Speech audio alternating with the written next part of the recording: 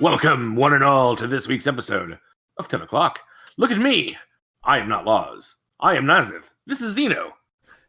Hello. Now look at your hand. This is episode. Oh gosh, I'm trying to do the whole Spiel. what's that called? Old Spice spiel, where it's like, oh, look at me. Now look down at your hand. This is a handful of topics for episode 459, where we're going to be talking about. Let's see, it's Warframe. Downstream We're 164. going to be talking about Warframe. We'll go over the We are going to be topics talking in a about second. We'll go over this already. Okay. Yes. Oh, yeah, you got housekeeping first, don't you? Yeah. Well, the first thing we do is emblems. Oh, the emblems. Oh, man. I thought mine was actually going to win, and then I saw that one. Well, I kind of really like mine because it's a disgruntled pickle. It's so unimpressed. Yeah, it's just like nonchalant or nonplussed. That's the one. The fact that everyone went absolute fucking apeshit over Pickle Rick.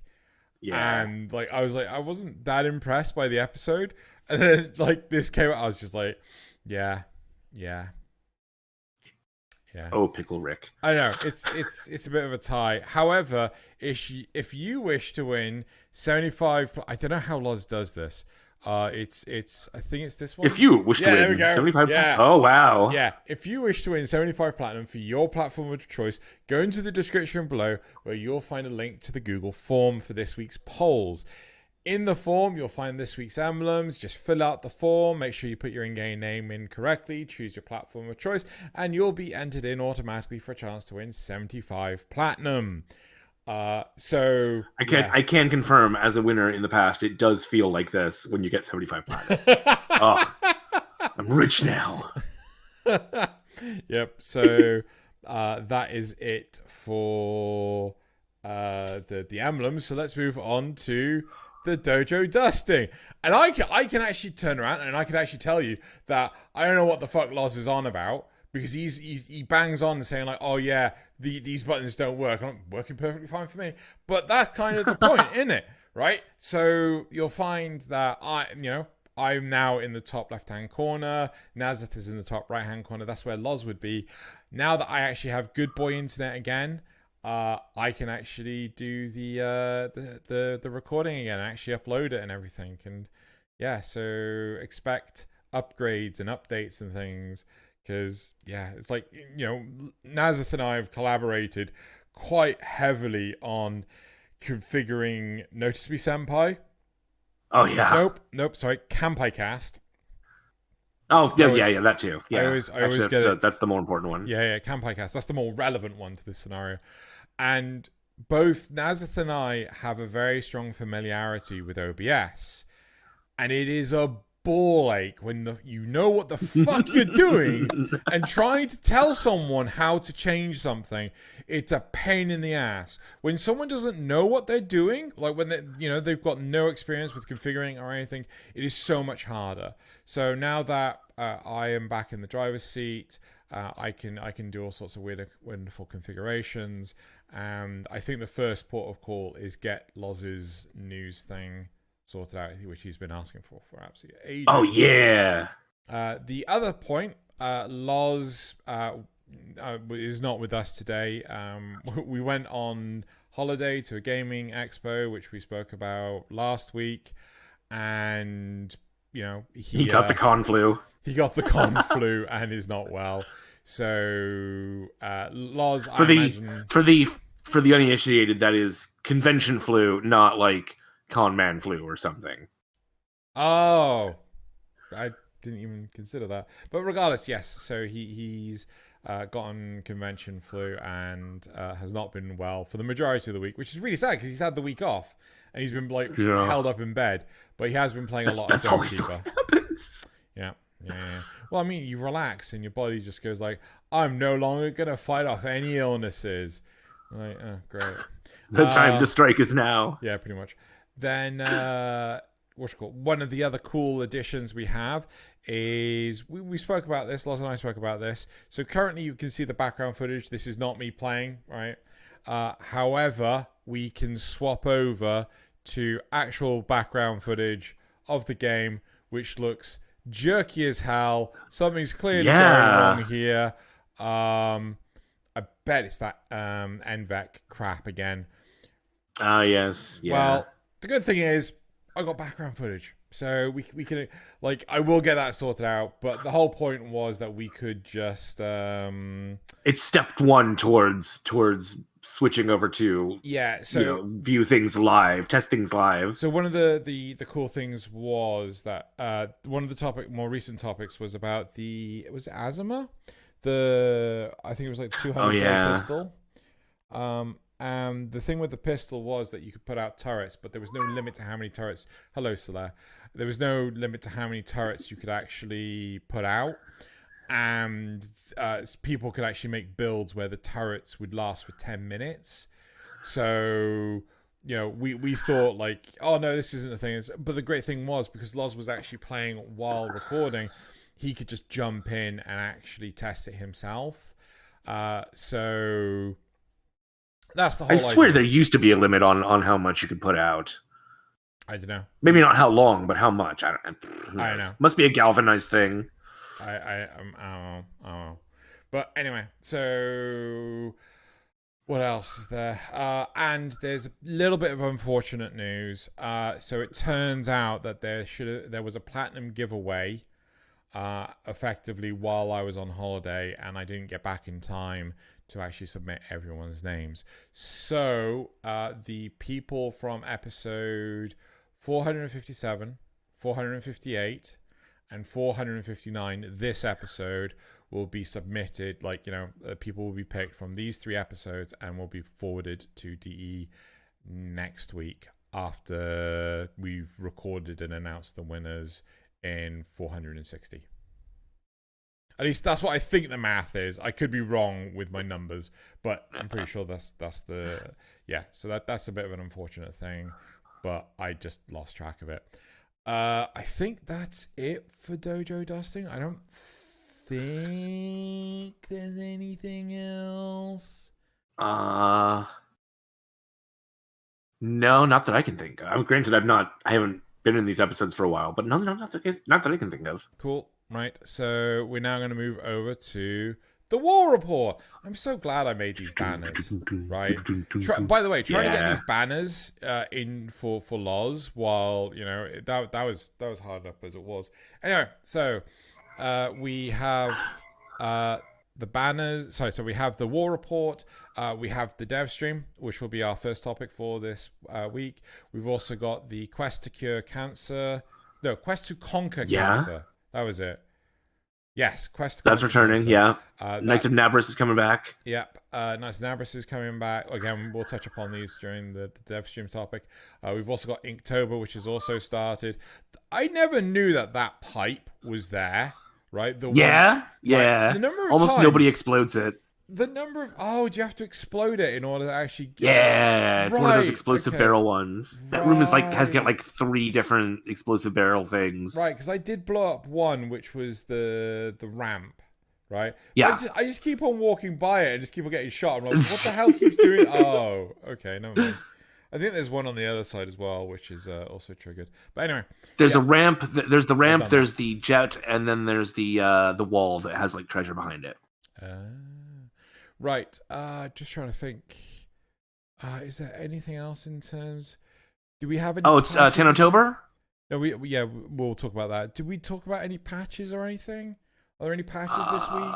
There was a patch, but I don't think it was anything really major. Okay, cool. Right. Okay then. So our topics for this week, and now that I'm back in the saddle, I get to actually control this stuff. So the first topic is DevStream 164. The second topic is how is Carl 175 so powerful? Topic 3 is player made for Morians. Just a little highlight, depending on how long the episode, the first 2 topics take, we may opt to hold back on the third topic for next week because we are doing the dev stream as well. And right. So, okay. So, should we go straight into topic 1 then?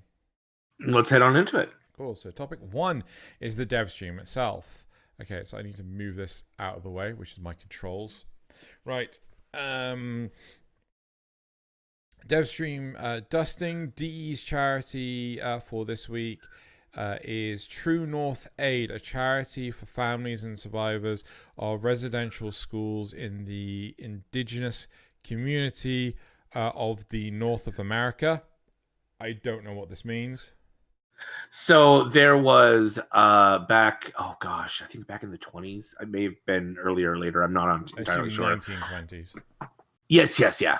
There was an effort to like socialize indigenous people, and what they did was they took kids from their families and put them in with white families and sent them to white schools and stuff.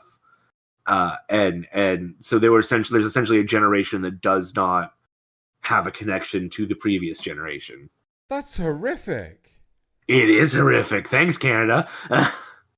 That's horrific. Yeah.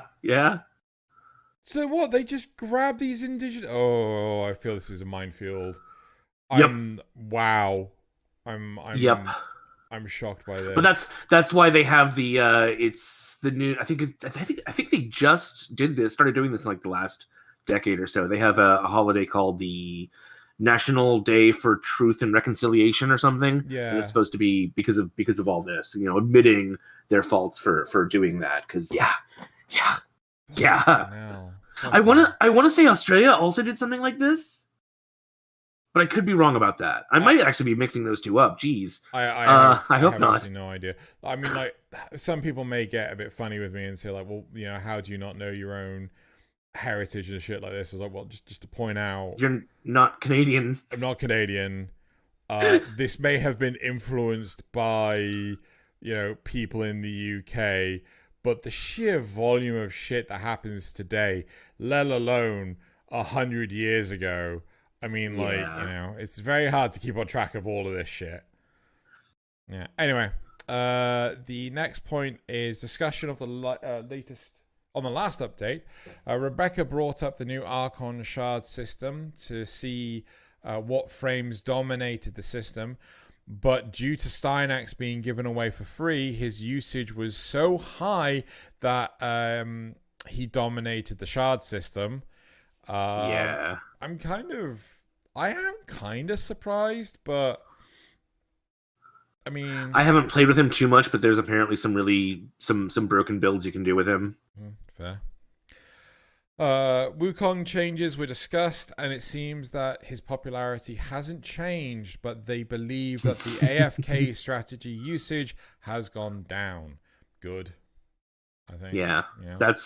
There's nothing wrong with using him as long as you're actually actively using him and not just, Oh, yeah. Yeah. Sitting around. Right. The AoE changes also came up looking at the effects. The problem is I keep scrolling up and it keeps on going behind my deck board and I can't read it. What if I put deck board on this side of the screen? I know those struggles all too well. What if I put deck board up here? There you go, problem solved entirely. The AoE changes also came up looking at the effects the change had so far. They're still looking at the system, and further changes that were mentioned originally are still on the table. The weapon usage stats are still volatile as the current meta settles down, so incremental changes will be slow. There does seem to be... Which is what you've been saying they should be doing anyway. Yes. There does seem to be an option to return self-damage with AoE and remove the self-CC with a very specific adaptations to the complaints that the players had against self-damage originally, such as completely removing the ability to one-shot yourself and massively reduce the damage if a friendly walks into your line of fire. Oh, I misunderstood that. I thought they were talking about adding friendly fire to it. No. Not talking about reducing the damage when a friendly walks in and makes it blow up on you. Yeah. Right. Okay. So I mean, just to clarify, the or to elaborate rather, the problem is that the self knockdown has a instant 100% nullification when you hit 400 days of playing Warframe, because you just get the Prime sure-footed. And assuming you decide to take that, Oh, come the fuck on! Who wouldn't?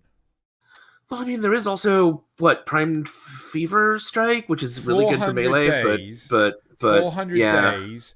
That's over a year to learn about this AOE shit, right? That's fair. Right? Yeah. Why wouldn't you? Yeah. Why wouldn't you take it? All right. Fucking, I would 100% jump on board that. Anyway, where was I going with this? So they thought like, oh, are we trying to? Who are we building this for, and things like that. And I like the idea of making sure that you can't one-shot yourself and stuff, but they were throwing around. They're experimenting internally. There is no interest in applying this globally as of yet. They want to see how it plays out and things. Personally, I'm for it. Right, I am 100% for it, but it needs to be properly tested and things like that. They did say, like, they threw out a number of like how much damage you would receive is based on the total health you have, and it's 75% of your health in one shot. I think that's too high, right? I'm thinking 50% at most, because you got to remember, some people may be in a situation where they're taking a lot of fire, and if they accidentally shoot and hit themselves, and it's like, oh, fuck. Well, this also. So, what about stuff that has like cluster bombs that does like several hits of damage? Will it be 75 or 50% total damage, or like for the entire shot, or will it be 50% per pellet, for lack of a better term? I know what you're saying. Per explosive within the cluster. Yeah. Personally, I am of the opinion that it should be like per shot kind of thing. So, for example, if you fire a Toncore with multi-shot, so you fire 3 grenades, well, no, it's just the one, right? So it just calculates the 1 damage. It needs to be within a reasonable time window. Right? Yeah. So for a Toncore, we might look at it being, I don't know, 1/10 of a second, right? In terms of programming, that's an eternity, right? But in terms of like real life, 1/10 of a second is nothing. But if you're firing these rounds and they hit you, right, they're going to hit you together. So 1/10 of a second makes sense, right? But if you're looking at something like, I believe the Brahma clusters... Yeah, or even the Spore Lacer has clusters. Okay, fair enough. But the Brahma, it's got an initial explosion, which then clusters into multiple explosions. I would increase that to maybe a 2-second window, right, or a 1-second window. But it needs to be bigger because you have to consider the offset of the series of explosions. So. You get the idea. That's going to be more work for them having to apply it per weapon, but I think you're right that it's a better solution. I've also had a lot of people saying that they should just take away the ability for Prime Sure-Footed to work on self explosions, so that completely negates the need to use it as a, because I've had people say we've got so many ways to prevent damage and heal from damage instantly and blah blah blah blah blah. What they need to do is just getting rid of self stagger is essentially a buff, because now people can use something else in that mod slot, and so they want people to just take away the self stagger ability protection from Prime Sure-Footed. So enemy sources can still stagger you, but not self sources.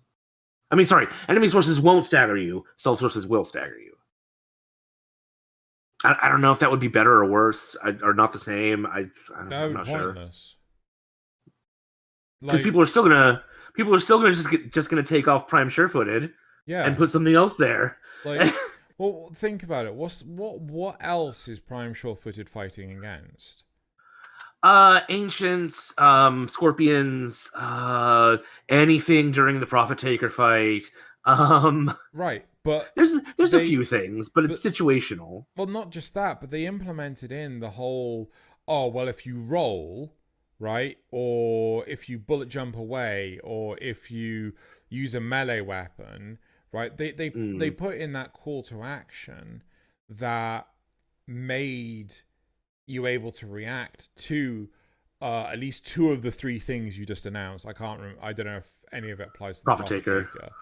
But Yeah. but I'm like, I mean, Profit Taker would be possibly the one instance where I do take Prime Sure-Footed, but the rest of the time, it's like, Yep. I hardly ever used it before the Zoom and Boom. It's like the whole. Oh god, what was the name of the?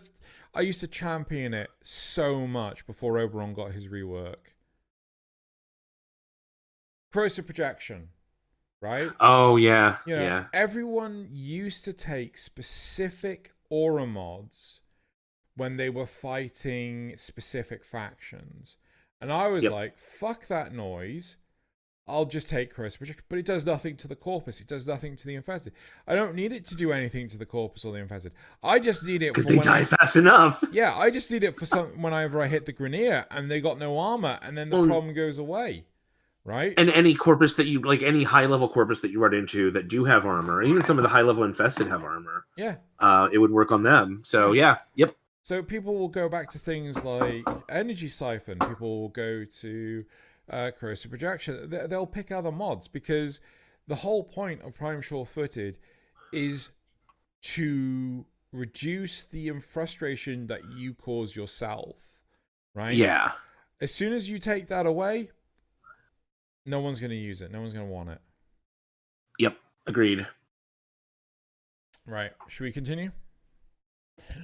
Yeah. Archons apparently are apparently not meant to be the one shot, even though they currently can be. So DE are still trying to figure out a way to make Archon fights last longer. They're really struggling to balance out the massive damage we can do with the general player complaints about existing mechanics that would make the fight longer. Balancing damage attenuation against the highest level of damage we can deal versus allowing non-optimized players to actually progress through the game is incredibly difficult. Right? I completely agree. I remember we had this conversation during the dev stream, and you were like, just damage cap it, right? And I instantly poked a hole in that. Not to scrutinize you, but I poked a hole in that because I was saying, we're picking a number out of the air, so I can only do, 500 damage per shot? And you were like, yeah, 500 damage per shot. Right. So why wouldn't I just take an assault rifle? So but see, I was able to retort with that because now currently as it stands, you either bring something that can one shot it with one of these crazy builds, or you bring something like the Fenmore that does lots of little damage so as not to trigger the attenuation with really really fast bullets. Well, here's the thing: I don't know why the Fenmore isn't triggering the attenuation because everything else does. It's because you're doing such a small amount of damage. But it's the same way when I took my Carrack. I could do anywhere from 5,000 to 10,000 per shot easily, and it was firing relatively rapidly. So that problem already exists. So I think the problem is that they're basing the attenuation based on the possibility of the weapon's performance, not the skill of the player. So, for example, like if I've got like a Latron. Nah, I'm a Soma. I got a Soma, right? And the Soma's attenuated quite low because it has a very high damage output. But if I miss 90% of my shots, I'm getting penalized for the 10% that I am hitting. Yeah, kind of, yeah. So I feel that effectively what the game needs to do is on the fly change, like basically accelerate and decelerate the damage incoming. So, look, I'm getting too much damage. I need to take less damage, right? I just need to start taking less damage. I want to say that exists. There are two levels of attenuation. I can't remember what they both are. But one of them is based on the amount per shot, and I think the other one is based on a damage over time. I think I'd have to go look it up to be sure. It's not so much a damage over time, it's measuring your acceleration, right? So here's like the maths I like to apply to it is like velocity is a set speed, right? So if I'm going 20 meters per second, I'm just going a flat 20 meters per second. There is no acceleration to 20 meters per second. I am just going 20 meters per second. You're just at constant. Yeah. Exactly. Whereas the idea of calculating the acceleration and deceleration, which, is the initial point of velocity.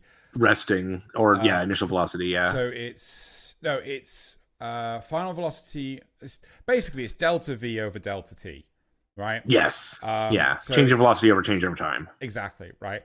And that will give you your acceleration. And basically, I think that is what they need to actually play with. If the delta damage over delta time, right? The change in damage over over the change in time is below a certain point, then you reduce the damage reduction. And if it's too high, you increase the damage reduction.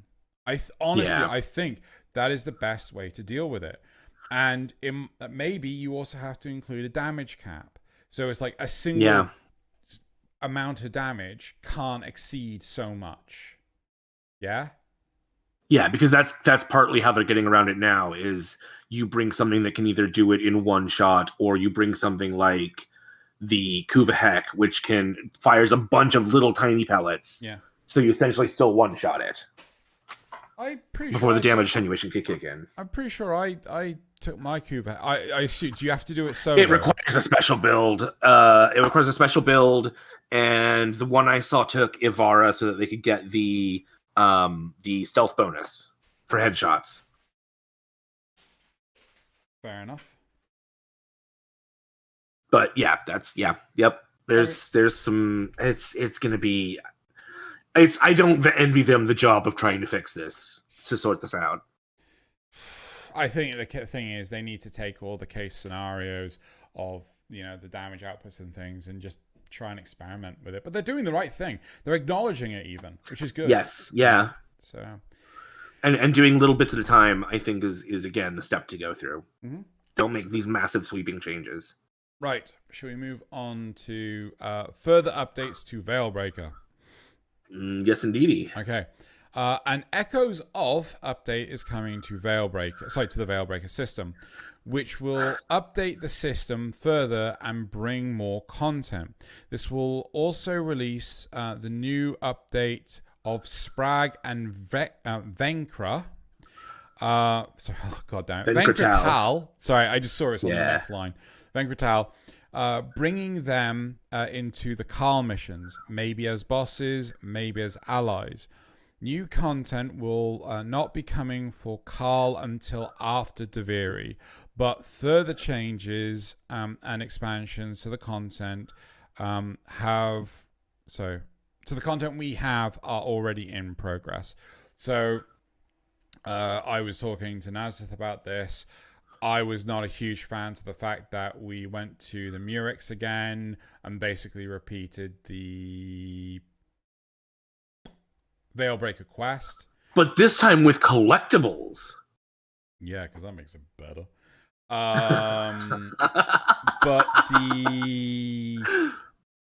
I kind of get where they're coming from, but I don't think 3 missions are enough. Yeah. Unless they can spice up, the activities you do on those tiles, then I would be impressed. Maybe even have us infiltrate. Keep the infiltration mission for the Corpus one, or the Fortuna one, but send us to a different lab. To even something as small as that could make a difference. I would be fine with that. That would be. The problem is the environment, right? If the environment is the same each time, and granted, I think I can't remember if the environment. I don't think the environment was an exact replica of what I had experienced before, because after the ship had crashed and I had to go free those 2 other dudes, it was a different room for me than when I did it in... Yeah. It was like the little cortex chamber or whatever. Kind of, yeah. It was quite that's low kind of what ceiling, I call it. quite squatty. Whereas when I did it, when we did it in the quest, I'm pretty sure it was like a really big open room. I genuinely can't remember. Yeah. But I'm pretty sure you're right. Yeah. So that's... I forgot to announce everyone that I'm doing the streams and things. Oh yeah. Oh, hey, well. back to housekeeping. Xeno's doing streams on YouTube sometimes now. Yeah. So I'll probably I'm also really excited to see the Sprague and Venkatal remake, rework. If it's, I think it sounds like it's just going to be a reskin for them essentially, but who knows? Well, I'm sure Pyro will be happy because that question kept on coming up in Arbiters. So Also, the Echoes of, they better have a different name than that, because Echoes of Veilbreaker sounds just awful. No, it's just the 0.5 patch. Yeah, I know, but they've always had it themed before. Like Echoes of the Zeraman was the first Echoes of, wasn't it? No, there was Echoes of War too, wasn't there? Oh crap. Yeah. But a lot of the other ones have been like, they've had their own kind of Warframey name that fits in there. It's a 0.5 patch. That's the important. Yeah. Right. What else have we got? Weapon skins. Weapon skins, Drifter, Warframe, armor, and the new landing craft will be coming into Chipper's shop. Wasn't the landing craft like a Bulkor? Yeah. By Drifter Warframe armor, they mean that they intend to put Warframe armor pieces on the Drifter and Operator instead of just your Warframe. This is a full expansion of the customization options. I'm fine for this. Please, can we have a filter? Because, like, I swear to God, when I was looking for the shoulder and the leg pieces for Carl, and I'm seeing all the Warframe parts, and I'm like, well, I want to see the Carl parts. Where's the Carl parts? Also, I'm pretty sure they just said Drifter and not Operator, but I might have missed them saying Operator. Maybe it's implied. A new dojo room is coming with this update called the Ostron Cove, and 200 new Ostron-themed decorations for it. I'm still waiting for Nazeth. I can't build any more rooms. I'm already at capacity. I'm still waiting for Nazeth to make my dream. What's it called? Gas City. Yeah. Corpus City. Still waiting. I know someone else offered to do it as well, and I was going to give them the open plan room, but I mean the open space room, but I can't remember who it was that offered. But anyway, and further ephemera is to be released that will physically show the Archon shards that are equipped on your Warframe. The work in progress version literally has the gems stabbed through the Warframe's torso and looking pretty hardcore. I was really on board. It did indeed. Though I would like it if there are multiple versions where you could actually have them like jammed in your spaced thighs. Out. Yeah. So jammed in your thighs, jammed in your shoulders, jammed in your chest. I like your the idea. Neck. I like the no. I think I honestly think that's going to be a huge problem if they did that. Fair. But maybe the back of the head, maybe add a push. But I think that's gonna be a huge problem as well. But yeah, I also love the fact that all 5 of them were like just jammed in together. So I'm 100% on board for that. The thing I really want from it is to be a separate, like add an extra ephemera slot just for that. No, because what if I want to use a regular ephemera? But I want to also see how many crystals I have jamming into me. Come on, guy. No. You can't have an extra sodding slot just for this, right? Otherwise, why not? Otherwise, we'll have extra slots for the Knights of Nabris Batwings and the Candy Canes and we're just gonna get extra slots up the wazoo, dude. Yeah, seasonal slot. Sure, I'm down for that. Yeah. I hate But then you only have access to those things during that season, and they go away afterwards. Anyway, Steinach's discussion on the sofa this stream was the lead sound designer Eric, who queued up, not to be confused with Eric, the lead concept artist. I can't remember what his title was. Or the half a B. Who queued up a video for the sound design of Steinach that expands on the things we've already discovered about the new Warframe. D.E. Slater brought us a 7-minute video with the reveal of the ability, that the abilities are actually his voice, making Steinach the second Warframe that we know of to have one of the devs voice their abilities after Valkyria. Third? No, because we know Danielle did the Saren. What did she do for Saren? Saren screams when she casts her 4. Does she? Yeah. You sure you're not thinking of Valkyria? They both do. I don't remember. Whatever. I'm not going to feign that I have any idea. Fine, 3rd or 7th or 23rd. I don't know, man. Yep. Okay, cool. So, Prime reveal. With an actual Prime trailer voiced over by Ballas. Revenant Prime is our next Prime. He is coming out tomorrow if you're watching this on Monday when it airs. I still haven't finished farming the dual Karis. Right. He comes with the Phantasma Prime and the Tatsu Prime. I'm down for the Tatsu Prime. His accessories include a Prime Sandana and armor set. In the arsenal, stats and appearance for him were shown, giving the player who likes screenshotting stats a nice comparison for the current version. I'm not quite sure why that was a note in this, but anyway. Revenant he didn't even put the stats in. I know. Revenant Prime is going to be released on October 5th. Right, Knights of Nabris returns on October 5th as well. The store on Deimos reopens with all previous items. The new items for the year are the new Revenant Glyph, Haunted Orbiter decorations. I did actually like that. I genuinely thought it was really, really well done. It felt very Warframe themed as opposed to just, and here's a snowman, right?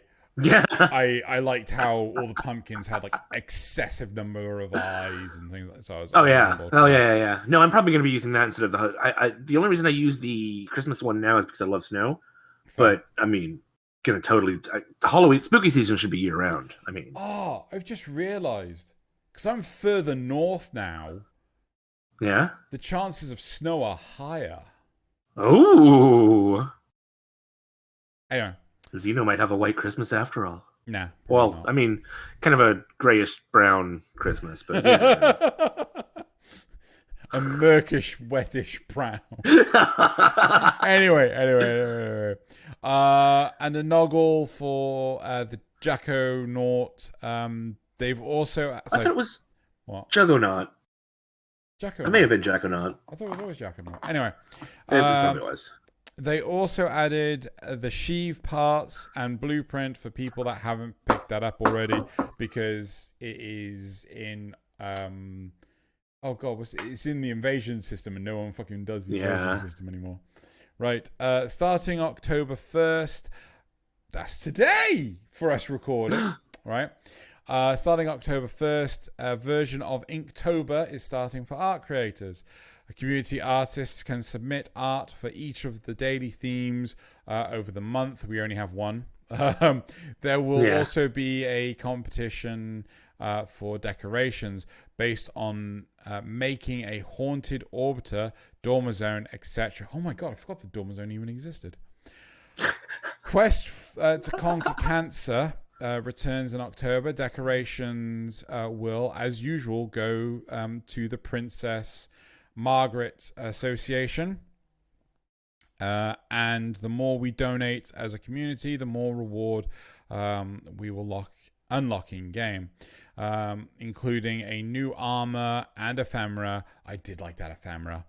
I did too. Physical merchandise is also available to contribute to the charity as well. You can donate through the website, and all the official streams will have links to the donation page. Didn't they say this is the first time that it's going to be across, I mean, like literally across all platforms? Like we all unlock stuff. That may have been before. Surely that was before. Surely it wasn't just PC before. I have no idea. We'll never know. Right. More info on the next Warframe. The frame debuted at TennoCon. I am calling it right fucking now. Right? Yeah. It's going to be called Fenris. Right? I'm not sure they can do that, though. Why? Isn't that a trademark name from one of the Wizards of the Coast games? Or somebody else? I could be somebody else. Maybe I'm thinking of the wrong name.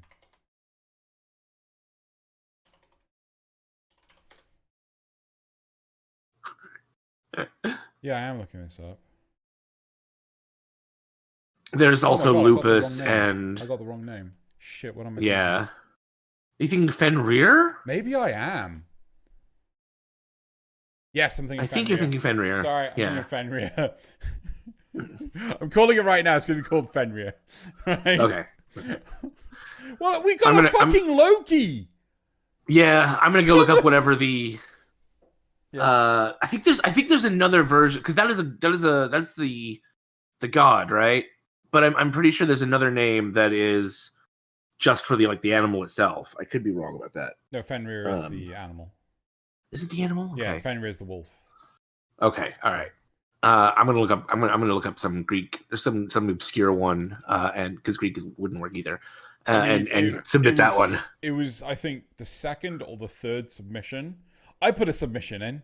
Guess what I need to. Fenrir? Fenris? No. Oh.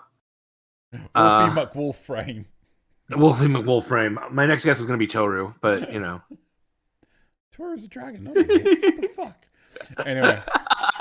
I remember we had this argument, and you were like, oh, no, they wouldn't call it anything as boring as Fenris. Obviously, I meant Fenrir.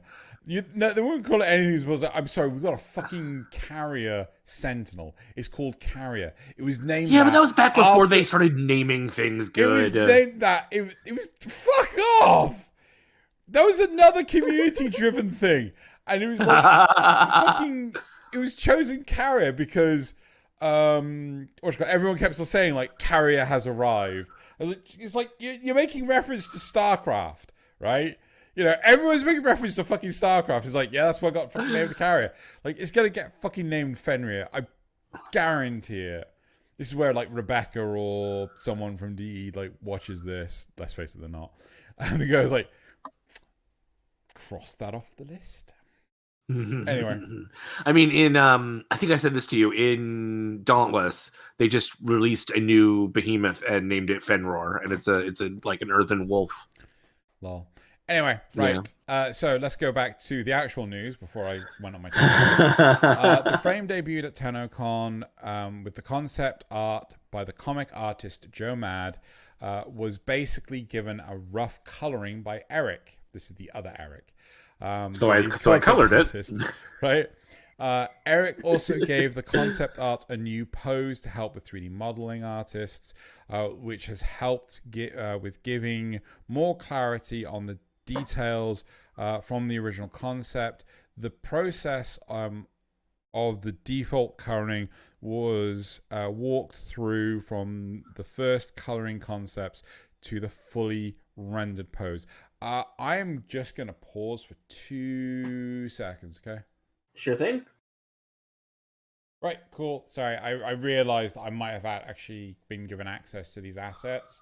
So, so here we've got the original colors that Joe Mad came up with. Sorry, not Joe Mad. Eric came up with for the concept. I gotta say, the color combinations that I like the most are probably 1, 2, 6, and 8. I don't know about you. Definitely 8. Yeah. I really liked 8. I thought 8 was good, but I thought 8 may have been too bright and active. That's I was also going to say 7. Yeah, again, I felt the same sort of thing, but that's why I went with 6 as well. Yeah, I think instead of 6, I would do 5. Fair. 5 or 3. Fair. 3, I think, is like, I think the contrast between the colors is just too in your face. But then But the important thing here is Energy Tail. Yes.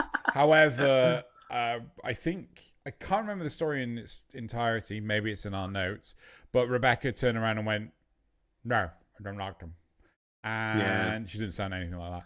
And so we have these ones, which are the recolors, and I with the new pose, allowing the 3D modelers to actually get that. Were you saying something about the digigrade legs not being there? Yeah, they're not quite there. I mean, they are, but not. It's more like they're wearing a high heels and they just have a really, really thin ankle. Well, I think they're just walking on their toes. Yeah, essentially. But at the same time, I'm fine with that. Like, the problem is with like digigrade legs, full digigrade legs would require a whole new skeleton. Yeah. Not only that, but like, how would you like? Technically, they would walk differently. They'd run differently. You know, they would be so much faster than most things. But anyway, still really liked this one. But then the big one was this being the final color scheme. I don't like the use of that bone yellow.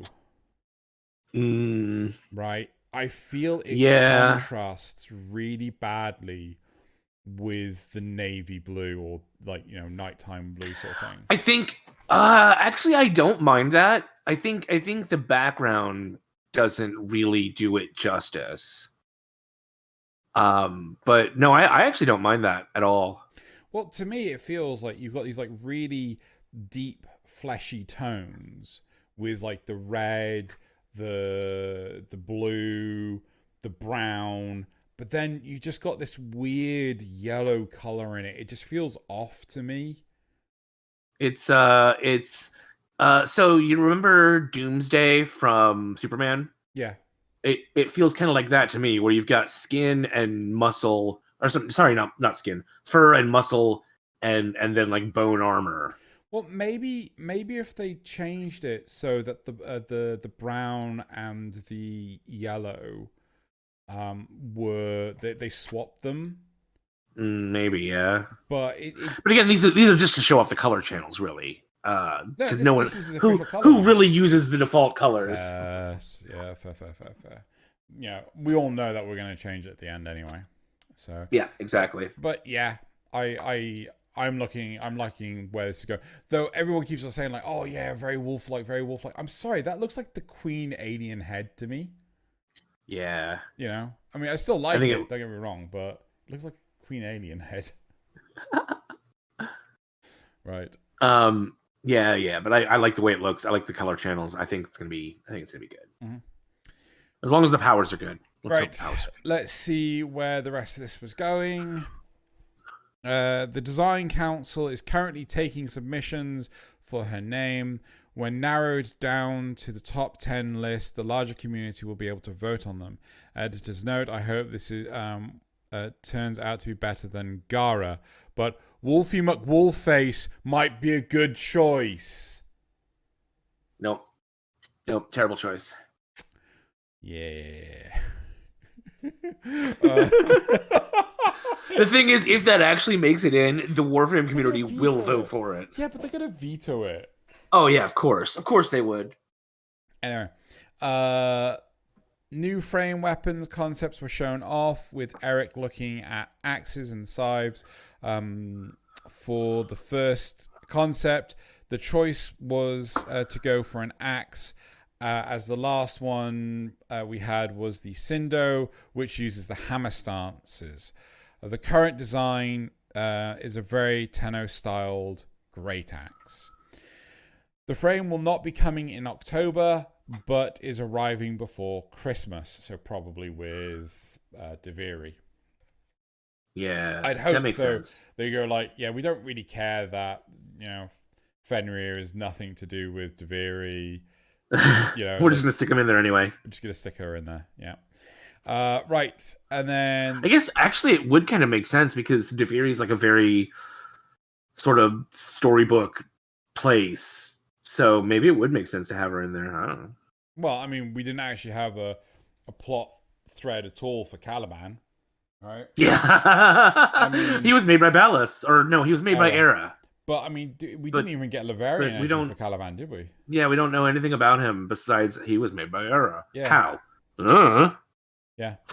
I mean, of all the Warframes, that's the one I want a bloody Laverian entry for. It's like, right, if Era made Caliban, right, is he gonna have a Prime? Of course he is. And then they're gonna wreck on it. And he's like, oh no, he wasn't made by Era. Well, how did we get a Revenant Prime? What the? Because he was. What do you mean? Revenant was only half sentient, or sentient ghost Warframe, because he was pulled into the ground with he fought the Eidolon and died doing it. I thought and like kind of fused with it. I thought it was because he was guarding. No, that's right. And then he almost like gave in to its touch. Yeah. And in the end, he like killed himself to stop it. Yeah.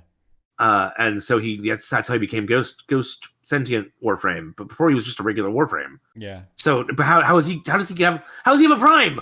Well, he's dead. To be honest, I would like it if it turns out that there's someone out there making Prime Warframes. Yeah, that's probably the case. They're taking the current ones as like, but who's doing it? Some sort of Smith character like they have in, Please be an Orokin. Please, for the love of God, be an Orokin. Oh, yeah, of course. It's got to be an Orokin. Well, no, I mean, a fucking Orokin, like, oh, we delegate our jobs to everyone else. No. No, yeah. This, make it like, Orokin did it. Anyway, right, let's move on. Sort of like how the Glassbreaker was Orokin. Yeah. Glassmaker, not Glassbreaker. Right, okay, so Prime Resurgence. The system is now here to stay, replacing the Prime Vaulting system completely. The system will be on a monthly rotation instead of a weekly one with the original. This rotation will officially start on November 3rd, and 2 new frames will be rotated in every month after that. So, can you remind me, Prime Resurgence, you can't get every frame, can you? No. They only sell relics for what's currently on. Right. And they only sell the Prime packages for what's currently on.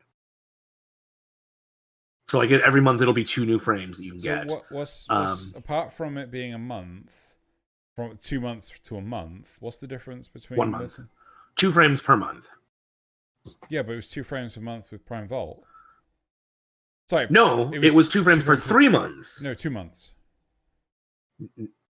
No. I'm pretty sure it was a 2-month window. No, no. I'm pretty sure it was a 2-month window. Nope, 3 months. So now you're getting, instead of what? What's 8 frames a year? You're getting 24. Okay.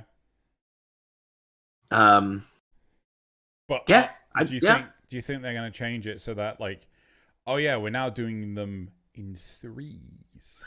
I think that's the idea, is that this is a system they can expand and go like, well, now we're getting 3 per month because we've hit 36 or whatever. I don't know how many Prime frames are out right now. Probably more than 36. Probably more like 40. No, I can't imagine it'd be that high.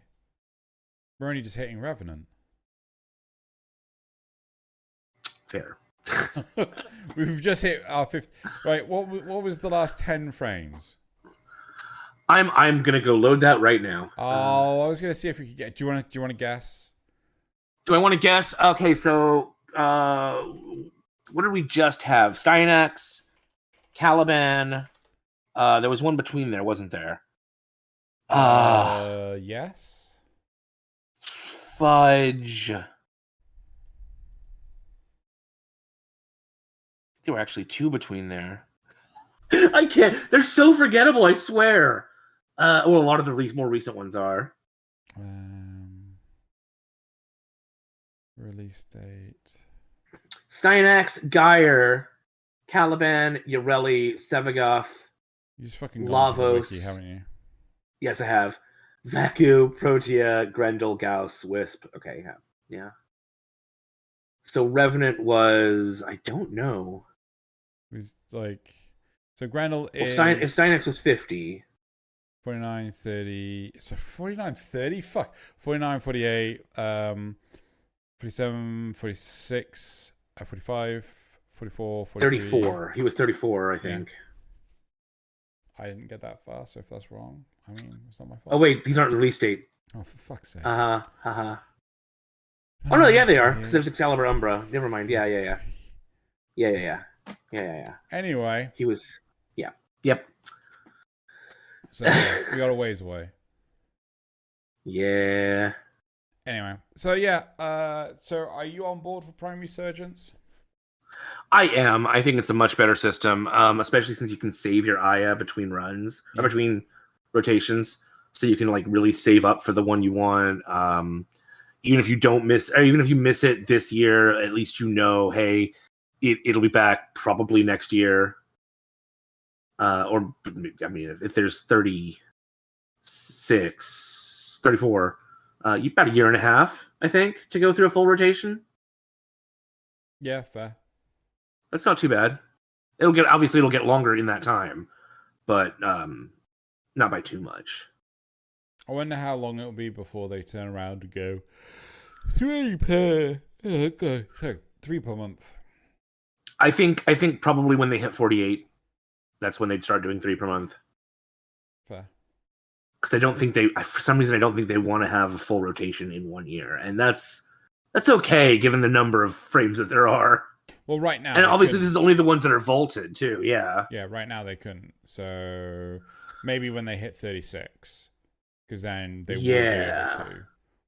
But anyway. Oh, do we even know the last vaulted frame? No. I bet we do. I bet you do. I bet I do. Bet you do. Was it? I wouldn't say it was Korra, was it? No. Was it? No.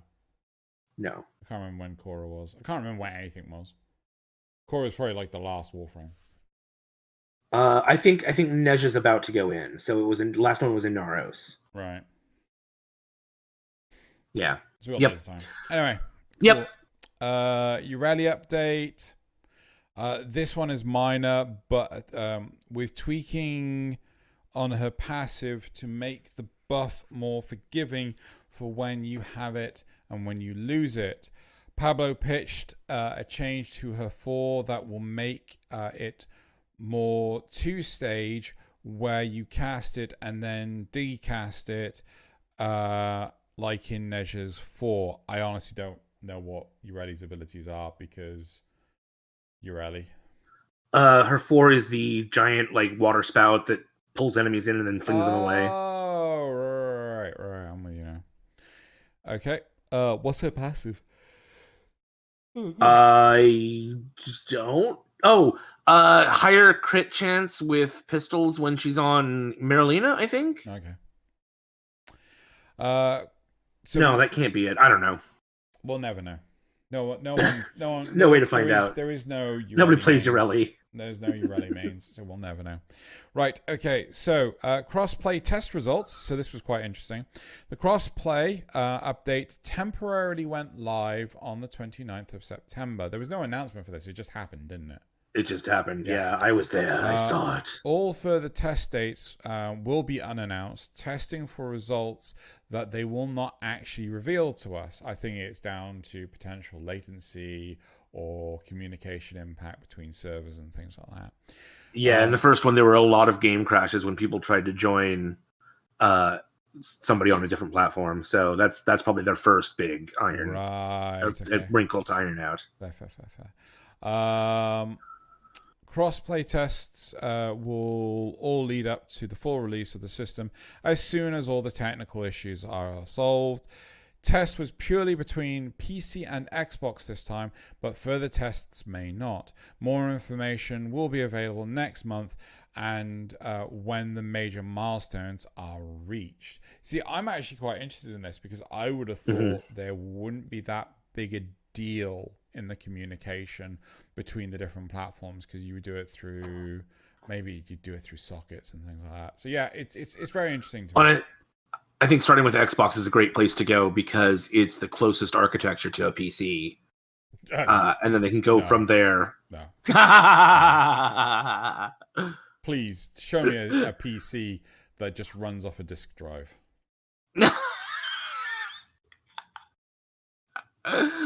Okay, fair. Right. Like, I know what you're trying to say with the whole Microsoft and Windows and all that shit. Like, no. I think the very first Xbox was literally just a computer that was stripped down to play games. No. Yeah. Never has been. Yeah. No, because you would still program Xbox games in things like assembler. You didn't actually use high-level languages. Yeah, but I'm pretty sure they ran on an emulator. No. Oh well. One of the cool things is that with the architecture of PlayStation 3s, you could actually install Linux on them. Yes. Yeah, I remember that. Yeah. But still, it was like, running off an optical disk drive, and it's like not really PC friendly. Anyway, right, let's move on to the final notes. A quick update will come for the ammo pickups to give us better ammo pickup clarity, so it's not just color switch and size change between the different types. They're like different shapes. It's all about accessibility. It's fair enough. There will be a dev stream in October with an in-depth dive into the last few months of the year. Revenant Prime's concept art was quickly showcased. Pablo knows that the reason we want things in the game is to cause devs misery. Fuck, they found out. They fucking found out. How could they find out? We know our secret now. Yep. So that's it for the dev stream. I'm not gonna lie, I did kind of zone out towards the end, but I'm really happy that they were looking at balance passes, like tweaks and things like that, as opposed to full at least they're acknowledging it, right? Which they're not doing another Melee 3.0. Like the big well, I mean, I can't remember what the big gripes of there were many gripes about Melee 3.0, but it's like, I think it's a big thing is they need to deliver the information in the way that they currently are for the time being. At some point in the not too distant future, within the next year, if they continue to deliver information in the same way, I think the community is going to have as much of a tantrum as they did with the old guard. So I think it's a case of like what Megan will have a very hard time dealing with is constantly keeping it feeling fresh, right? So it's like, today we're going to be talking about it in this manner. Next time, we're going to be super candid. The time after that, we're going to be super like, oh, hush, hush. We're going to allude to shit. We're not going to, talk about. I do like that they like because it was clear they didn't want to talk about too much this time. Oh, I mean, they talked about stuff, but not like Juveria or anything really. Yeah. And I think they realized that they can fill that time with stuff like from the sound team and whatnot. Yes. Although I don't want it to. 7 minutes was running a little long for that video. Yeah, I preferred more like 5 or 4 minutes. Yep. I mean, just showing one audio effect would have been enough for me. Yeah. Right. So that is it for the dev stream. Should we move on to topic 2? Yeah. I feel like you're eating something without me. No. Right. Okay. Topic. It's my cat. Sure. Sure it is. Right. Okay. So, how is Carl 175 so powerful? Carl was just a regular lancer, and there's nothing special about his body or equipment. Sure, he's not blindly loyal to the queens, but that just makes him a defector like Crasatal or any other Steel Meridian member. Carl uses standard equipment and utterly slays, but Teshin used special nakanas to switch elements to get around the sentient adaptation, but he and the Tenno have a hard time with them. You can still justify that somehow, even though other Grineer aren't even 1/5 as strong. But what Carl did in the weekly missions really breaks the law, in my opinion. Carl can casually pick up a Grattler and Kuva Ianga. Yes, Ianga. Okay. Sorry, I was like, wait, that's not how you pronounce it. Yeah, it is how you pronounce it. Which requires Gravimags for the frames without the use of a Necromag. The only people who used arc guns in atmosphere without Gravimags were Kuva Liches, but they're abominations empowered by Kuva. That's also making them semi-immortal and enhanced by cybernetic implants. Kuva Liches are also larger than normal Grineer. Okay. I have several points about this, but yes, you first. Okay, right. I've brought up my leg, right?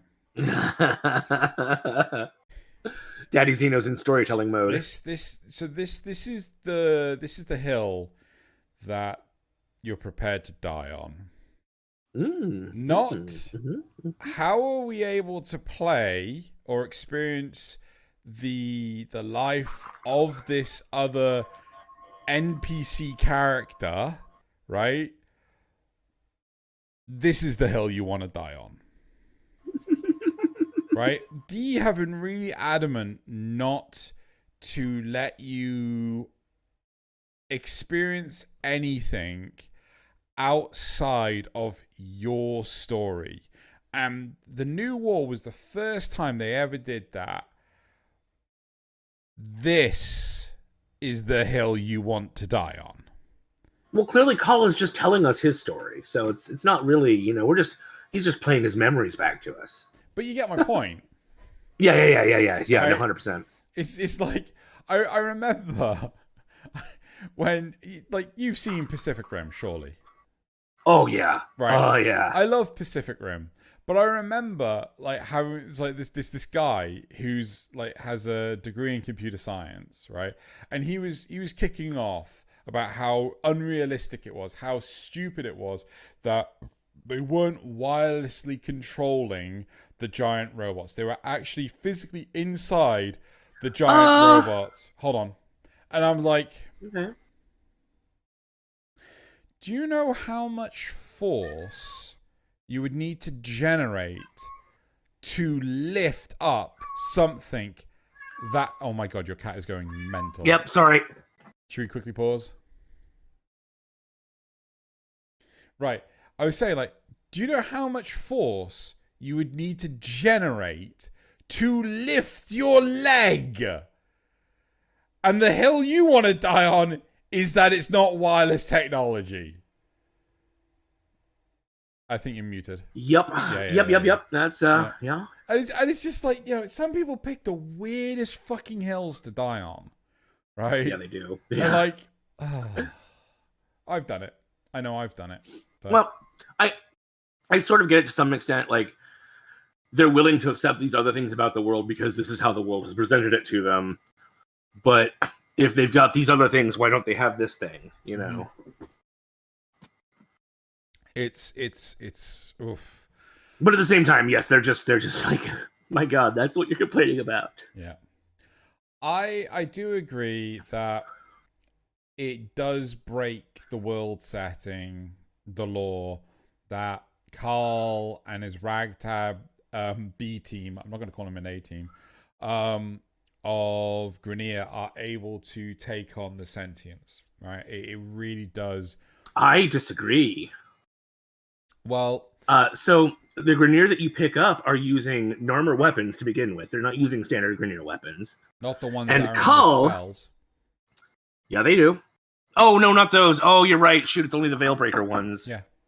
But Call himself, it doesn't just the fact that he is a defector to the Queens doesn't make him necessarily just a defector like Cressatal or the other ones, or the other Still Meridians. He could have a gene, what's the word? Augmentation? Gene error. Yeah, like Clem does, but, but different. Something that makes him sturdier and more able to put his shots in the right place rather than just, back in the old days when they had muskets and stuff and they just line up and fire at each other and hope that they hit. Yeah. It's the other Grineer are like that. They're basically stormtroopers. But Call can actually hit things. Yeah, so I don't have a problem with that. The comparison realistically should be between Carl and Warframes, where Warframes seriously struggle to deal with the sentient threat. Like, what Carl? You could also argue that he's going against lower rank sentients because they don't expect anything, and then by the time he's finally got a crew together that can actually take them on, they're pushing out higher numbers and higher levels, but he's already got a crew. Nah, it doesn't gel, and I think realistically you have to let it go, right? Just have fun, just enjoy the game, right? Yeah. It's not the best response, but like seriously, there is no alternative answer, right? Would it be nice if they added explanations? Sure. Do you need them? I don't know. I think you can make some explanations, but which, not necessarily the best thing. So I personally would have it that I would change how the sentience worked, right? I would make it so that the sentients are they're wafer thin, but they come en masse. In numbers, yeah. Like the Zerg. Yes, yeah. But the big thing is, I would make it so that you weed them out, right? So the numbers decrease, but they get stronger. So it's like you could start a mission and for, ignoring the limitations of the game engine for now, you start a mission and you get like 100 level 1 sentience, right? You get like but by the time you've cleared out 50, the rest have like the Borg adapting. They've updated as a group, except for through death, right? So like the ones that die upgrade the rest. So the next wave of insentience you get are level 2, but you only get like 90, and then level 3, but you only get 85, and level 4. So I was thinking of starting with only a wave of 100 and whittling them down, and by the time you get to 1, it's like a level 100 sentient or whatever. No, basically like you get 100 level 1s, and then it just keeps wipe them all out, and no. Okay. As you're wiping them out, they're being replaced with level 2s, but you will only ever have a cap of X many level 2s. So basically, as it goes on, you will see less and less sentience appearing, but they will be fucking tough as nails. Right. I would actually have it so that effectively Carl is only ever seeing the level 1 sentience, but there are very few of them, right? Yeah. So that's kind of how I imagine it. He's going to this Murex where they don't expect to be invaded anyway, so they don't have super high level security. It might not just be that. It might be a case of you're a Grineer, you're not a threat. Level 1 will do. Yeah, that too. Yeah. That's a Warframe. We got to take that seriously. You're a Grineer, right? And you could make argument that, like, you are training Carl, right? As a Tenno, you are training Carl. You are teaching Carl things that Carl never had access to before, right? One of the most devastating things about the human individual is the mind, what you can conceive. Their ability to adapt. Yeah. Yeah. So if you're able to teach, like, hell, you saw the... I assume you've heard the dialogue between Carl and Blue Haley. Girl. Yeah. Yeah. Where basically she claims that he has like the death fear or something. I can't remember what it was called. And then she turned around. But she realized. And yeah, she was like, well, maybe, back in the old days, we used to call it dignity or something like this. Yeah. And it was like, yeah, and that's how he's grown as a person. Effectively, yeah. He's no longer just two brat. Yeah. Fat rat. Fat rat. Yes, fat rat. So like I kind of feel that that's the direction sentience should be changed into going, because like right now they just don't make all sense. And it might be a case of like higher level missions, they start at a higher level, right? But I think the idea of when you're fighting them on the Murex and things, you're fighting like level 2s, level 3s, right? Really super squishy sentience. It's like the replicators in Stargate. Yes. One alone, aside from its ability to turn other things into itself, isn't really that dangerous. Yeah. But you get 100 of them and you're fucked. Yeah. Yeah, I like that. Cool. Fixing all of Warframe's problems. But yeah, I personally, I get where this person's coming from, but the biggest issue I have is the fact that while we're no longer behind our player. We have to leave our player to go do whatever. What's the name of the person? Carl's doing, right? And yeah, you could tell it as if like, oh yeah, but he's telling the story of what he did. If that was the case, personally, they need to change it so it sounds like he's narrating it, right? Oh, that would be great. Oh my gosh. This is when Cole found blah, blah, blah.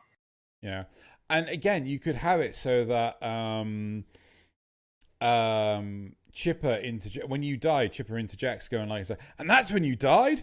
And it was like, Carl goes, no, wait. No, that's not how it happened. Be here. So, and you could have things, and that would work hell of a lot, because then it's the story that Carl is telling the Tenno, right? Yeah, I like that. Instantly like it. It's they did that in the Spider-Man game with when you're playing as like MJ or Miles, it's a case of their oh god, what's the name of the term? Flashback? No. Narrative storytelling? They're just telling Peter what they did, right? Right, yeah. And you're getting to play it. Honestly, it's a very viable method of telling the story, but... It's show, don't tell, but also tell. Yeah. Well, it's show, don't show tell. And tell. Show right? And tell. Right. It's show, don't tell, disguised as telling. Yeah. Right? Yeah. Yeah. Cool. Also, the whole Grappler, Kuva, Ianga, you have to let that go. He's a Grineer. He's got, genetically modified muscles. He's cybernetic. Grineer clones and cyborgs. Yeah. Oh, there is another character. There is another Grineer unit that actually uses a Grappler, and it is the Tusk ones on the plains. Right. Granted, those are the larger female units, but still, they're not liches. They're not like super buff and crazy. Cybernetics, dude. Yeah, exactly. The Grineer already have like robotic replacement parts in some cases. On a minor tangent. Yeah.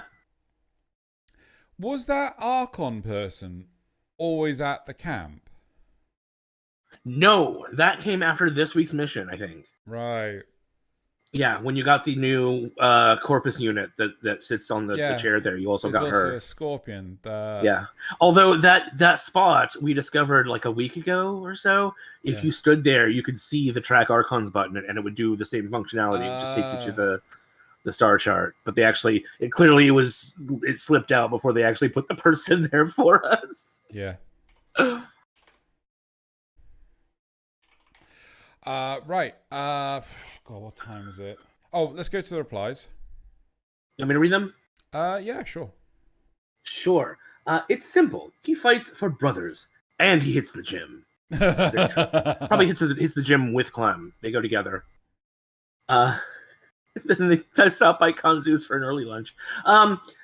See, I always thought that the Sentient's main threat wasn't their individual strength. Much like the replicants from Stargate, it's that they can self-repair at high speeds and replicate endlessly. Yeah. Well, actually, I suppose they can again. They can replicate endlessly again now that they've got Pregasa. Or had Pregasa. I don't know. Well, I think the big thing is that with the Sentients, like the problem is the Corpus Crewman law point. The law point basically stipulates that they spawn. They're like They are like replicants, or they're supposed to be. No, they're like the what are they called? Orcs from 40K. They spawn from the dead bodies, right? But it's like, so technically there's supposed to be more of them. What? Is that true? Yeah, orcs in 40K are fungus. No. I mean the crewman blueprint about them spawning from. Okay, I don't remember that. Basically, they kill one. So they've created the first sentient. The sentient is shown before the Council of Seven, and it's executed with a whisper round. It's like the only time that a whisper round is ever mentioned in the lore of Warframe. And it dies, but then two more spawn in its place, and it's resistant to whisper rounds. So, and they are. Okay.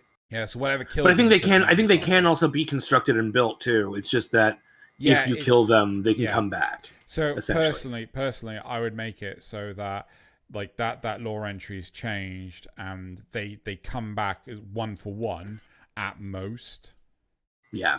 The only reason Hunhauck was able to do it is because he broke off parts of himself. Yeah. And turned them into proxies. But yeah. I'd be fine with that. MC, main character, plot armor. He's the protagonist. He needs to be able to kill everything with ease. I mean, that is so true. Probably the easiest solution, but that's not very fun. Oh god, so on a minor anime related tangent, right?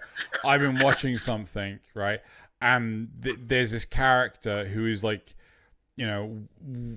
weak as a 2x4, right? Mm-hmm. And he survives devastating attacks, and how did you survive? The only way you could have survived this is plot armor. Genuinely. Main character powers. Yeah. Not even now this one. Oh my god. He is a brother of John Prodman, so that explains a lot. Fair dues. Good old John Prodman. Oh my god. If they actually brought John Prodman into Carl's base, I'd be so happy. Oh hell yeah. I keep saying that I'm gonna do another Prodman run. Because there have been so many changes to the frames you can take, and the way that Index even works with the reinvesting. Yeah. I really want to do that again sometime because I've only got one poster on one account. Yeah. So next, are we to believe that Atlas, the mofo that punched an asteroid, is not strong enough to lift a heavy gun? Sure, not all frames are Atlas or Rhino, or whoever you wish, but Chem N, Warframes have the power of gods, but suddenly they can't carry a turret. I think it was more about interfacing with the unit, maybe, because you have your Arcwing, but you do still just wear it on your arm, don't you? What are we talking about? Art guns. The reason that Call can carry a Grappler, and we have to get a special mod or special item to be able to carry our Arcwing or guns. Just because we need to add the Graphomag. I don't know. I wouldn't worry about it. Again, I think Grapplers are a special case because we have seen other Grineer use them in situations where they didn't need a Graphomag. So it's a Grineer weapon. It's fine. It's not a Tenno weapon. Yeah. Not queens. Call fight for brothers now. Translation: the real power was friendship all along. I don't care though. I'm here for it. Call is an absolute unit. Instantly my new favorite character. I really do like Call and Chipper. Chipper is amazing. and the interactions between Call and Kaylee are really great. Yeah. I'm the flavor of this update has been great. Yeah. Yeah. No, I agree with that one. Cool. And that's it for the responses. Right. I'm going to say, considering it's been nearly an hour and a half, let's hold off the concept topic. So what you're saying is I'm really good at derailing and going on for a long time. And it's I'm just old and tired and could probably spend some time doing more unpacking. So you should save this concept for next week, though. It looks really interesting. Yep. So we're going to do that for next week. And we're going to move on to the next part of the show, which now I have to work out what the hell it is because Loz isn't here to tell me. It's the Is graphs. it supporter questions? It's the graphs. So I need to go back here. I need to hit, I need to turn that off. And I need to hit that. Los grafos. So we've got the graphs. Right. So, oh my God, this is going to be weird for me to do. Okay, right. So I got the graphs, right. So the first graph, someone's bloody voted. It's changed all the positions. Right. Okay. Either that or these are just wrong. Okay, the numbers in front of me are completely different. So I don't know if two people or something, hi cat, have voted or what. But anyway, right. So, right. How many Warframes do you feel familiar enough with that you don't need to look up their abilities? Right? Ooh. 12% said 41 to 50. They are lying. Yeah, they are. Yeah. Right? 18% said 21 to 30. And then Solar's in that range. Yeah. 24% said 1 to 10. 24% said 11 to 20. And 24% also said 31 to 40. Right? I think I could actually do 21 to 30. I think I might actually be able to. Oh, God, I'm lucky if I could do 1 to 10. Genuinely, I just don't. Oh, no, yeah. If you ask me about their passives, I probably won't remember. But their actual powers, I probably can. Yeah. I think basically one person voted 11 to 20, which just then threw off the whole system. Right? Okay, the next graph we have is what abilities do you prefer on the Warframes you play? 13% said enemy debuffing. 19% said damage dealing. 31% said self/team buffing. And 38% said crowd control, which includes stuns, slows, knockdowns, silences, etc. Right? I'm a little surprised by this. The damage dealing wasn't top. I'm not. Like, seriously, like, CC is like where it's at. It really to be fair, you actually have a smart audience to understand the benefits of CC. Right. So let's move on to the third. And buffing. CC and buffing. So the third graph. How do you feel about DE's reaction to Styanax's final stand ability? There were comments about this. Right? Just to point out, there were comments about this, which I'll go into. Right? So 18% said positive. 41% said negative, and 41% said neutral. And considering what the reason why they changed it, I'm really surprised by the number of negatives. Right? Is this the one that you could like stay in the air forever, essentially? Yes, but the thing was you could cast additional abilities on top of it. Yeah, and it was just like, yeah, so it was a bit mental. So, but I mean, you can do that with other frames too. Not while a bloody ability's going on.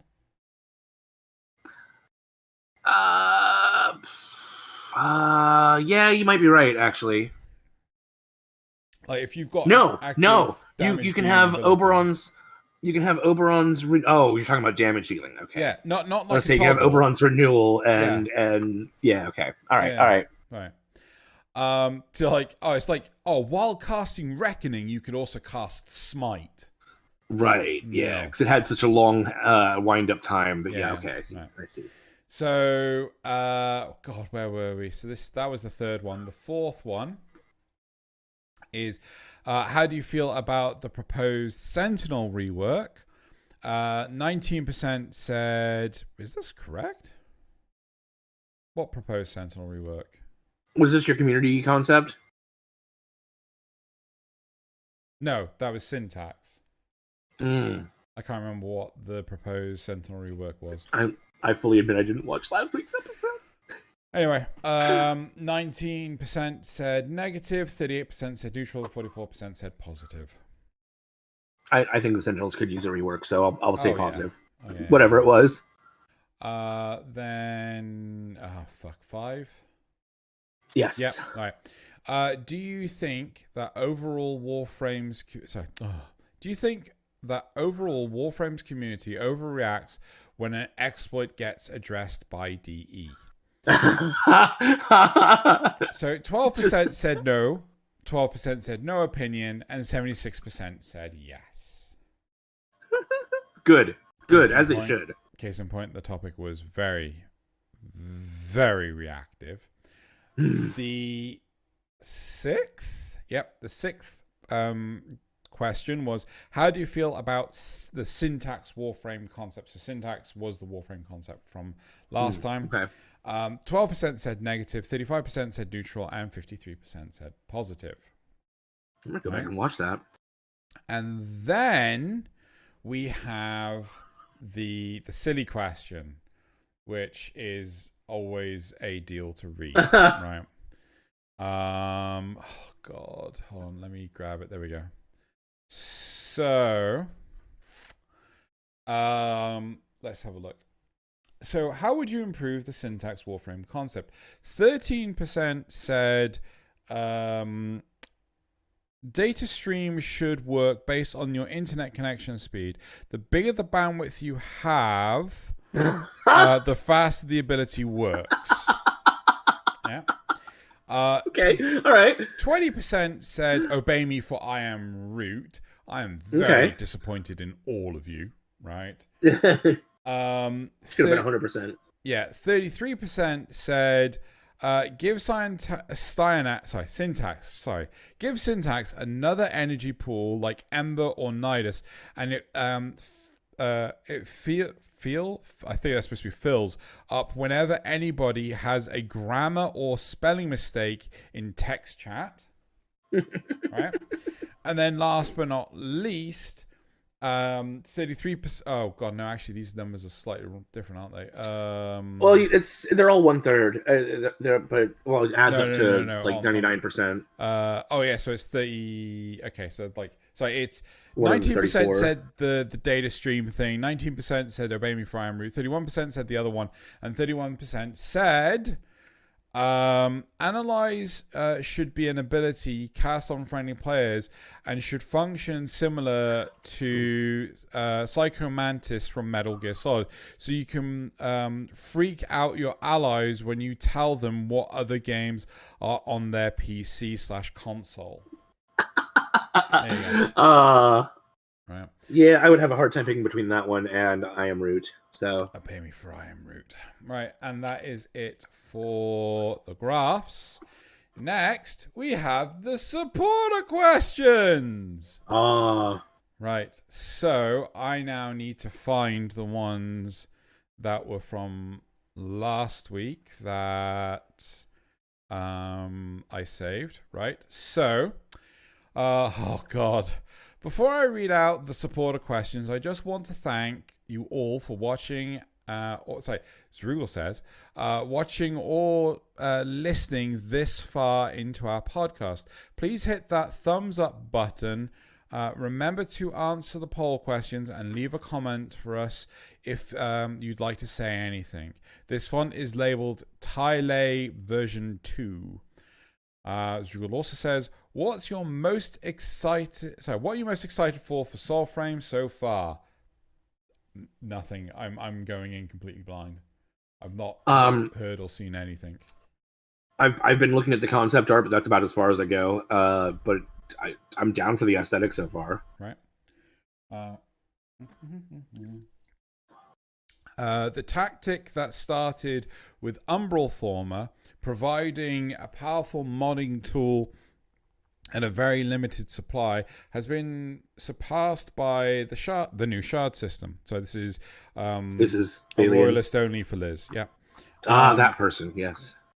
With the shards only being farmable once per week until the 5th level of the garrison has been unlocked, and with the long grind through the quests and the star chart to unlock the syndicate, all topped off with the RNG nature of getting regular or Tau Forged versions. Of course, people are already complaining about the 5-year grind to get enough shards for every frame.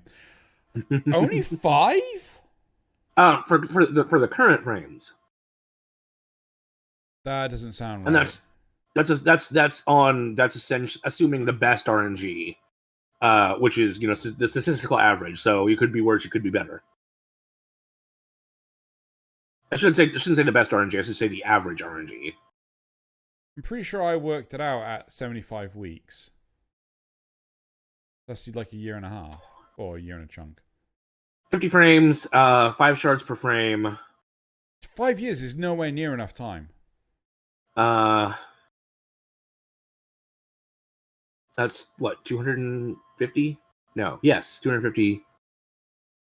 And you can do 1 per week. That's okay. I don't know. I don't know. Yeah, but it's 5 years is nowhere near right. Anyway. Yeah. Anyway.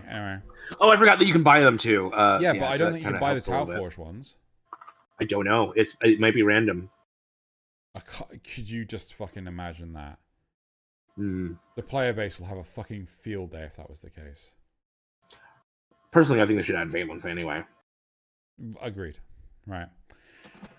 Anyway, of course, people are already complaining about the 5-year grind to get enough shards for every frame. Are players being patently ridiculous? Sorry. Patently? Yeah. Patently ridiculous about this? Or is there something to be said about DE putting in a system that could take years to max out because they're time gating it? Well, I mean, to be fair, you only need like 1 set of any one color and then, bish bash bosh, job's done. It does require shuffling them around using Helminth resources. Oh, but yes, no! You're right. Yeah, I know, yeah. Helminth resources?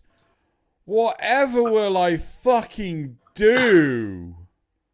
I think if we're talking about like mastery stuff, then time gating it in this way maybe not the best thing. No, but it's at the end of the fucking game. But yes, for something that is quote unquote end game and gives you such a massive boost. I think one Tau Forged red or yellow one can replace like prime continuity.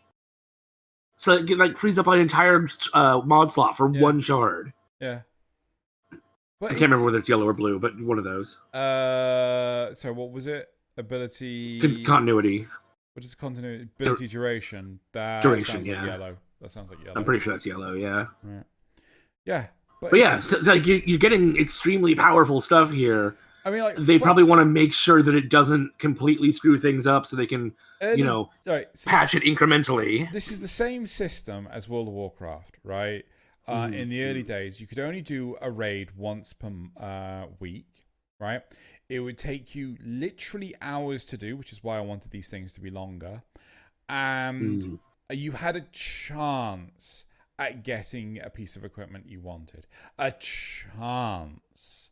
Yeah. Like, you're guaranteed at least a shard in this, even if it's not the one you want. Yeah. It would take 6 months to get a complete set on average, right, of gear. Yeah? That's with doing a raid every day. And you pay for World of Warcraft. Yeah, every week, sorry. Yeah. And you're in a team of 40 people and if you've got people that are like, oh yeah, no, this person's they're doing this raid, they haven't done this raid before. they're going to get priority on the new raid equipment. So tough shit. Oh, that's really nice. Yeah. Yeah, that's what a lot of guilds would do. They would prioritize people with lower gear. And... Oh yeah, because the more people you have at a higher level, the more shit you can do. Yeah. Anyway, right. But 100% valence. I'm thinking like 3 to 5 normal Tau Forged or normal shards to be a Tau Forged. Yeah. Anyway, what do Gauss mains eat before they play Warframe? Nothing. Dear. They're fast. They fast. Oh, they fast. Yeah, there you go. Oh my god! Right. Okay. So that was the episode we skipped. Now let's put your best Warframes comments puns in the comments below. All right. Okay. So next we have the ones from this week. So a royalist Tony for Liz says, "Welcome to the Supporters Questions, where the patrons of monetary supporters and other monetary supporters of Xeno can get him and Loz to say things that they normally would only say when you pay them. Things like subscribe you dingus, or hit like if you have undiagnosed anger issues, or if you like cats. Also, Xeno wants you to pay him so he can pay his editors." This is fun. I mean, it's and it's in a normal font, so you get that bonus. Right. We know that Ureli is being so thoroughly relegated to useless mascot that even Pablo doesn't think he can fix her. But do you expect to see the true Grendel supremacy arise after announcing rework to the big boy? And could the reworked Grendel actually be more your style than Oberon? Wait, I don't remember what they said about him. I don't remember them saying anything about him. I think he's making this up. It may have been in a tweet that we haven't seen. Okay, who knows? I'd be down for a Grendel rework. Yeah, depends. I think there are other frames. I think there are other frames that could potentially use a rework before Grendel, but I wouldn't be against it. So a loyalist only for Loz says, how do you like the Carl missions? I like them quite a bit. We've already spoken at length about the lore elements being busted. But I basically, the only thing I'm concerned about is that we only have 3 missions to rotate through.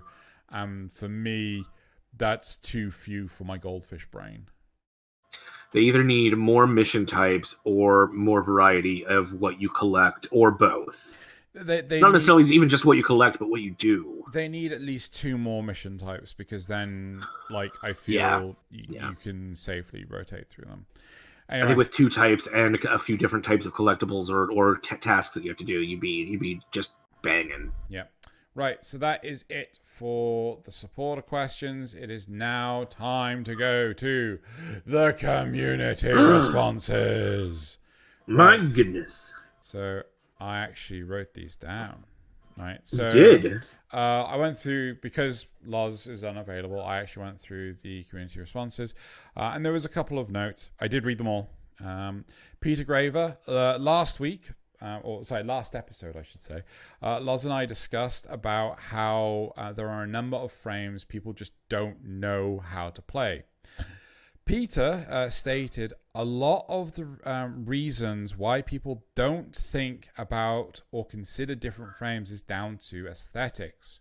One of the major draws to a frame is their appearance, and if they are not appealing, you're most likely not going to play them. That is true. I disagree. 100 disagree. I hate so much of Oberon's aesthetic. Right, I genuinely do, but I love his playstyle, right? I think obviously there are exceptions, but I mean, like Baruch is supposed to be super awesome, but I can't bring myself to play him because I just don't like the way he looks. and I don't want to buy a Tenno Gen skin because I'm cheap. Do you want me to buy you a Tenno Gen skin? Maybe. But like, at the same time, I don't really like the look of Necros, and I did actually get a skin for him, but I'd even play the default one without the skin just because of I needed him for farming, you know. So I think there's a bit of both, a bit of back and forth there. I think a lot of people do go, oh, that looks gross, I don't want to play. I just want to level it up and get rid of it. But then you've also got stuff like Volt, who, let's face it, is just a giant slab of color, and people still play him. The only one that I didn't like for the longest time, and as soon as there was a Tenno Gen skin that fixed this, I was on it like flies on shit, was Limbo, right? Because his back is one solid color. There's no detailing, there's no nothing. And I remember having this conversation with D.E. Taylor, and they showed off like I think it was Hydroxate's skin, his first ever skin for Limbo. And I was like, does it have... I need that in my life. Does it have a different series of colors on the back, or is it just like one flat color? And Taylor was really confused by the question. I said, well, if you look at Limbo, his back is just one flat color, right? It's just black. It's this giant black shape, and that's it, right? There's nothing else to... And she went and looked at it and was like, oh my God, I never noticed this before. I was like, yeah, seriously, he's just one solid color. I mean, clearly they were going for the magician aesthetic, but... that was a mistake. But a lot of their early frames had that problem too, where you just get like these huge patches of color. Well, I wouldn't say it was necessarily their early frames, but it was like this transition from Minky to someone else. I can't remember. Or was it Minky that was it? I can't remember. But yeah, so it was like, yeah, so there were these teething issues, so to speak. And so, but I will say, like, again, this is me personally, right? It's all about function. I don't care about fashion. I can make it work regardless. That's why I have so many different, Oberon fashions. I think I got 5, maybe 6. Damn. You're going to have to build a new Oberon Prime soon just to have more fashion slots. I may have already. Anyway. Actually, no, to be fair, I did that because there wasn't a universal aura former, and I wanted the 2 different, Anyway. Right. And then the other points I wanted to highlight was from Ali Al-Khatib and King of Gaming. So again, last episode we were talking about a nerf to Styanax where you couldn't cast his 4th ability unless he was on the ground. This apparently was because of a glitch that when Styanax was mid-animation, he could cast other abilities. So meaning that you could cast his 1st ability at the same time as his 4th ability. It wasn't as Loz and I suspected he was invulnerable. It was just a case of like you were able to like do silly maximizing of damage. And to me, it was like, well, that's blatantly a glitch, right? Yeah. There is no way on earth they intended for you to cast 2 abilities at the exact same fucking time, right? But you know how the player base is. Yeah. So again, I think it may have been JJ24. Like someone highlighted the actual. So they did 2 hotfix passes on Styanax. One of them was to prevent the abilities from being doubly cast, like on top of each other, and the other one was you have to press. So he has to be on the floor to press 4. Right, so I mean, there are other frames that do that too. Like if you cast it midair, they'll slam down to the ground to cast it. So I don't. That's in line with other frames already. So that's good. Yeah, that's good. So that was it. It wasn't some kind of crazy invulnerability thing. It was just a case of people wanting to maximize their damage output. That nothing else. So yeah. There was comments of things like Loki Master Race and stuff. I did read them, but I didn't really want to go into detail during this. So it is time to move on to the next part of the show, which I think is the memes. However, we're going to scroll to the top. Yes, it is the memes. It's meme time. Yep. So, I need to get these open. So, I assume you got all of these from the Warframe Meme frame, yeah. meme frame. Sorry about It'll let meme frame XD. We don't have a secret meme for. Oh, I'm sorry. That's fine. I didn't think about that. That's fine. Right. Lol. Oh, no, I need to do this. I've got the controls. Whoops. Yeah, you got the controls. Sorry, I'm so used to Loz doing it. Right, so our first meme. DE, nerfs AoE weapons and ammo capacity. The entire player base. Looks like Carrier Prime's back on the menu, boys. It's true. Yep. So true. Number 2. I really need to fix this setting on the light option. The light, everyone else, my Mirage using Eclipse. Yeah. It's oh. Yep. It looks like you're in light. You're not in light. Yep. Number 3. Hold on. That's oh, did I? That's not working. That button doesn't work. Hold on. Why doesn't that button work? Finally, it's not me. Yeah. This game can be distracting at times. How to properly play Warframe? Warframe Rule 34. There was a lot of Rule 34 stuff on there this week. I don't know why. Let's remain ignorant. I opt. Let's remain ignorant. I mean, porn frame has been a thing for a long time. Let's remain ignorant. Let's not. Moving on to number 4. Sleeping with silence on tonight. I can't even sleep with all this "Hey kiddo" and rap tap tap. What? Yeah. It's the man in the wall giving you the "Hey kiddo." Yeah. So clearly, you just need to sleep with silence to get rid of it. Okay. I'm with it now. It's all right. Number 4. Fine, it's all right. God, No, that was number 5. 4. I'm here to keep everyone clean, even the corpses. When you use Hydroid's Undertow to give the enemies a nice bath, and they've fallen asleep afterwards. What can I say except you're welcome? I'm just falling asleep. It's just a little nap. Yep. Nothing else, just falling asleep. Okay, and then number 6. Yes, Revenant Prime trailer be like, no fathers? Oh, God. I'm not sure if a lot of people say he said no, he's fatherless, but I heard fathomless. So I'm actually not sure. I heard fatherless. Because I think the idea is that he himself, Ballast didn't create him. No, Ballast didn't create him. Oh, okay. Yeah. Right. Causality created him. But I hate the fact that this is using the no bitches meme format. Why? It hurts my soul because there was such a huge stint. We know this. Like when we were doing Campicast, there was so many no bitches memes. It was so. Oh my god! Anyway. But this was a twist on it. It's the no father, and they put the hair on him. Yeah, no, I appreciate that. I appreciate that a lot. Right, okay, so let's move on to the community shout-outs. I wonder if I've actually successfully hit like all of these like buttons. Anyway, it seems like it. Right. So the community shoutouts. So the first community shoutout is Tenno Day 1 Stranger by Sylphix. Oh, let's get that mask on it. Right. Yep. Yes. Yeah. The second community shoutout is Caldrius Protea by Narrabon. The Protea? Yes, the Protea. Oh, it is. Oh my gosh. Yeah. Yeah.